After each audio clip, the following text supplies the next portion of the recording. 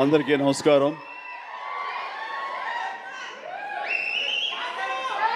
కొన్ని ఫంక్షన్స్కి రావటానికి ఎంతో ఉత్సాహంగా ఉంటుంది. వాళ్ళు పెద్దవాళ్ళ చిన్నవాళ్ళ ఎలాంటి వాళ్ళని నేను చూడనది. ప్రేమతో పిలిస్తే కనుక ఎస్ వస్తున్నానే అంటుంది.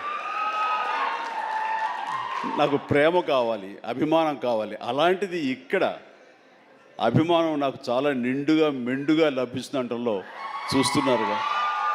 ఇక్కడ ప్రతి ఒక్కళ్ళు అంత ప్రేమ కురిపిస్తుంటే ఇది ఆస్వాదించడానికి నేను వచ్చినందుకు నాకు చాలా చాలా సంతోషంగా ఉంది.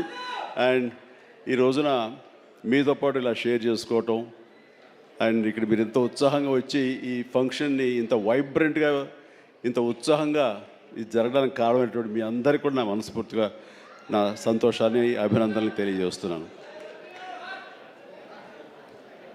మొన్న పాండమిక్ కోవిడ్ సమయంలో అది ప్రపంచంలో చాలా వ్యవస్థల్ని చాలా రంగాల్ని అతలాకుతలం చేసింది, కన్ఫ్యూజ్లో పెట్టేసింది, భవిష్యత్ ఏమిటో తెలియని అగమ్య గోచరంలో పెట్టింది.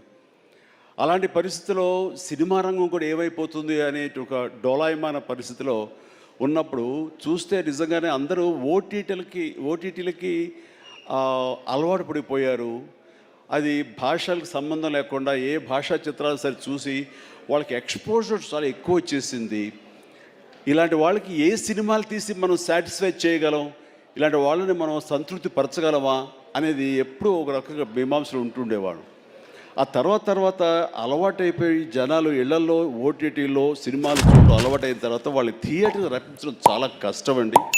అన్లెస్ అది ఏదైనా ఈవెంట్ ఫిల్మ్స్ కానీ, బిగ్ హీరో ఫిల్మ్స్ కానీ, హై బడ్జెట్ ఫిల్మ్స్ కానీ థియేటర్లోనే ఆ సినిమా చూడాలి, ఆ ఎక్స్పీరియన్స్ మనం పొందాలి అనుకునే సినిమాలకు తప్ప చిన్న చిత్తగా సినిమాలకి రావడం చాలా కష్టం అన్నప్పుడు ఇదేమి కష్టకాలం మనకి ఇండస్ట్రీకి. ఈ సినిమా ఇండస్ట్రీ ఏమైపోతుంది? ఒక 5-6 పెద్ద సినిమాలను ఆడినంత మాత్రాన అది సినిమా ఇండస్ట్రీ ఓహో అంటూ కాదు. చిన్న సినిమాలు, చితక సినిమాలు, అన్ని సినిమాలు ఇక్కడ ఎంతో ఉత్సాహంగా జరుపుకోవాలి. షూటింగ్లో ఎంతోమందికి ఉపాధి కల్పించాలి, ప్రతి ఒక్కరు కళకళలాడుతూ ఉండాలి. ఆ చిన్న సినిమాలు అవన్నీ ఏవైనా అన్నీ కూడా ఆడాలి, అప్పుడే పరిశ్రమ అలాగా సజావుగా కొనసాగుతుంటుంది అని అనుకునే మాలాంటి వాళ్ళకి అలా కోరిక నాకు ఒక రకమైనటువంటి చిన్న బెరుకు వచ్చింది. ఏ సినిమాలు చేయాలి, ఎలాంటి సినిమాలు చేసి రాణించాలని. కానీ అవన్నీ కూడా కరెక్ట్ కాదు. ప్రేక్షకుల్లో ఎప్పుడు తప్పు ఉండదు. ఏదైనా తప్పు ఉండి సినిమాలు ఆడలేదు, రాణించలేదంటే అది ఇదిగో స్టేజ్ మీద మా అందరి తప్పే తప్ప అది ప్రేక్షకుల తప్పు కానే కాదు. అది ఉదాహరణగా ఈ సంవత్సరం 2024లో ఆరంభంలో ఇక్కడ ప్రశాంత్ వర్మ ఉన్నాడు, తను సజ్జా తేజ వీళ్ళు చేసినటువంటి సినిమా హనుమాన్, ఆ సినిమాతో శుభారంభం అయింది. ఆ సినిమాని అనూహ్యంగా లోకల్గా అనుకున్నారు, కానీ ఆంధ్ర తెలుగు సినిమా కాదు, అది ఆల్ ఇండియా సినిమాపై అయిపోయింది. అక్కడి నుంచి ప్రారంభమైనటువంటి ఈ ఆదరణ, చిన్న సినిమాల పట్ల ఆదరణ, చిన్న సినిమాలు అనుకున్నవి, లో బడ్జెట్ అనుకున్నవి తీసిన సినిమాల్ని హై బడ్జెట్ సినిమాల్ని పెద్ద సినిమాలుగా మార్చారు మన తెలుగు ప్రేక్షకులు. అది అందులో దాని తర్వాత వచ్చినటువంటి మన వరుస సినిమాలు, నాకు పేరు వరుస గుర్తు రావట్లేదు, కానీ చాలా సినిమాలు అంటే నీహారిక తీసిన కమిటీ కుర్రవాళ్ళు కానివ్వండి, ఆ తర్వాత మన సిద్ధు జొల్లగడ్డ చేసినటువంటి టిల్లు సినిమా కానివ్వండి, ఆ తర్వాత ఆయ్ అనే సినిమా, ఇట్లా ఒకటేంటి చాలా సినిమాలు వరుసగా హిట్ అవుతూ ఒక్క సమ్మర్ మాత్రం అంత మంచి సీజన్ ఈ సినిమాలు లేకుండా చేసుకోవడం అది మన యొక్క జాప్యంలో జరిగేటువంటి పొరపడే తప్ప. ఆ తర్వాత మళ్ళీ చూస్తే కనుక మొన్న దీపావళికి అమరన్ కానీ, కా కానీ, ఆ తర్వాత లక్కీ భాస్కర్ కానీ, ఇవన్నీ కూడా ఎంత ఆదరణ పొందినాయి అంటే అది అంతా ఇంత కాదు. వీటి వెనకాల ఎవరు పెద్ద పెద్ద డైరెక్టర్స్ ఎవరు లేరు, పెద్ద పెద్ద యాక్టర్లు ఎవరు లేరు. ఇది కోటాను కోట్లు ఖర్చు పెట్టి తీసినవి కావు. బట్ కంటెంట్ అన్నది ఈ రోజున మన ఆయువు పట్టు. ఆ కంటెంట్ బాగుండాలి, సినిమాల్లో ఎంటర్టైన్మెంట్ పొందగలగాలి, వాళ్ళు ఇవ్వగలగాలి. మనం అది ఆస్వాదించడానికి ఎప్పుడు ప్రేక్షకులు రెడీగా ఉంటారు. అది అందుకనే నేను అంటాను, ఏదైనా సినిమాలు ఆడవు, ఇక ఓటీటీకి అలవాటు పడిపోయారు, థియేటర్స్ రావడం అది కష్టం అనేది మాత్రం అవాస్తవం. అందరూ బాగున్నారా? చాలా దూరం నుంచి వచ్చారని విన్నాను. కొంతమంది కర్నూలు నుంచి, కొంతమంది ఖమ్మం నుంచి, కొంతమంది అనంతపూర్ నుంచి, తిరుపతి నుంచి, వైజాగ్ నుంచి, విజయవాడ నుంచి. Thank you, thank you, thank you అందరికీ.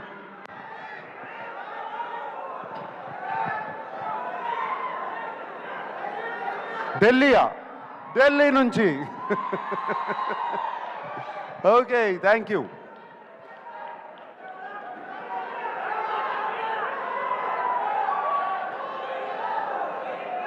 ఏంటి శివనా వస్తుంది?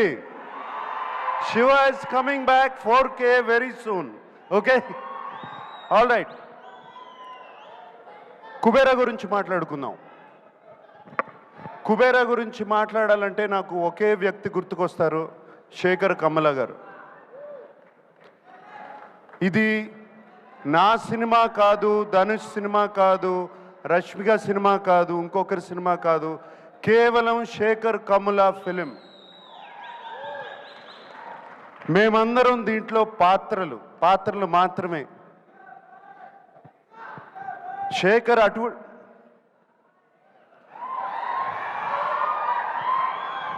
ఏరా డాన్స్ వేస్తున్నావు?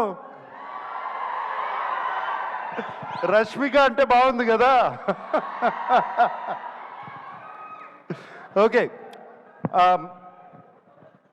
శేఖర్ తన కంఫర్ట్ జోన్లోంచి బయటకు వచ్చి తీసిన సినిమా ఇది.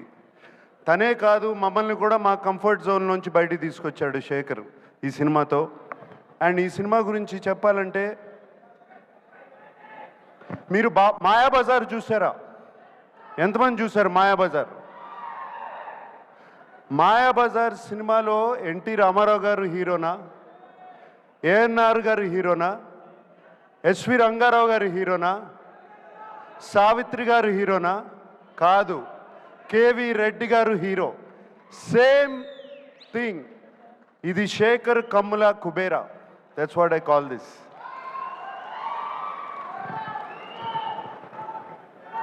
మేమందరం రొటీన్ సినిమాల నుంచి బయటపడి ఒక కొత్త సినిమాలు చేయాలి, కొత్త పాత్రలు చేయాలని ఉంటుంది నాకు కానీ, ధనుష్కి కానీ, రష్మికకు కానీ. మేమందరం శేఖర్ మీద నమ్మకం పెట్టుకుని, శేఖర్ వచ్చి కథ చెప్పినగానే ఏ పాత్ర అయినా పర్వాలేదు మేము చేస్తాము అని చెప్పి వెంటనే ఒప్పుకున్నాం. Sekhar, that is for you, it is only for you. And I don't want to talk about Rashmika or మేము ఎంత బాగా చేసామో, మేమందరం ధనుష్ గురించి ఎంత బాగా చేశాడు అని కాదు. ఇక్కడ శేఖర్ కమలాస్ టీమ్ చాలా రోజుల తర్వాత ఒక టీం వర్క్తో పనిచేసిన సినిమా ఇది నాకు. It was just a fantastic experience. Everybody, the total Sekhar Kammula's team, Chaitanya garu, Suri garu, Ajay, Keerthi, everybody, the art department, the production department,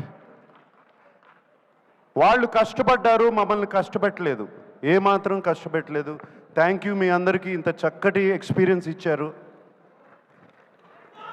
and ఆయన శేఖర్ గారు ఎంతో ధైర్యంగా చెప్తుంటే ఈ సినిమా చాలా హిట్ అవుతుందని చాలా ధైర్యంగా ఉంది. నేను ఇంకా చూడలేదు సినిమా, అండ్ డబ్బింగ్ చెప్తూ మాత్రమే.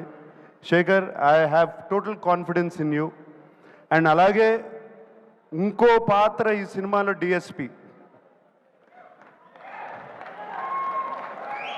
డిఎస్పి ఈజ్, నేను ఆ నాది పాట విన్న తర్వాత, లేకపోతే దట్ సాంగ్, పోయిరా పాట విన్నగానే ఇట్ వాజ్ జస్ట్ ఫెంటాస్టిక్. ఒక పూనకం వచ్చినట్టు వచ్చింది. Thank you DSP.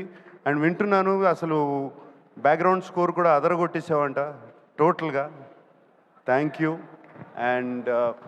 And the unknown faces like Kushbu and Dibbu and all the faces, so happy to work with you.